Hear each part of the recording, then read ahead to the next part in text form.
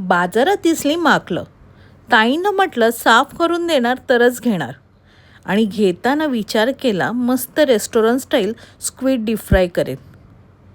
मला ना नेहमीचाच प्रश्न पडतो की मासे डीप फ्राय केल्यानंतर शिल्लक राहिलेल्या तेलाचं काय करायचं. मग या नेहमीच्या प्रश्नावर प्लॅन कॅन्सल होतो. कारण तेल एवढं वाया घालवणं मला बाबा ते जमत नाही. मग ते येतं शॅलो फ्रायवरतीच. माकलं धुवून कोकम, आगळ आणि मसाला मीठ लावून मस्तपैकी मॅरिनेट करत ठेवली. मग तांदळाचं पीठ, रवा लावून मस्तपैकी तव्यावरती खूप सारं लसूण, कढीपत्ता टाकून मस्त अशी शॅलो फ्राय केली. मस्त अशी क्रिस्पी आणि यमी माकलं मी एन्जॉय केली. चलो तर बाय, पुन्हा भेटू नव्याने.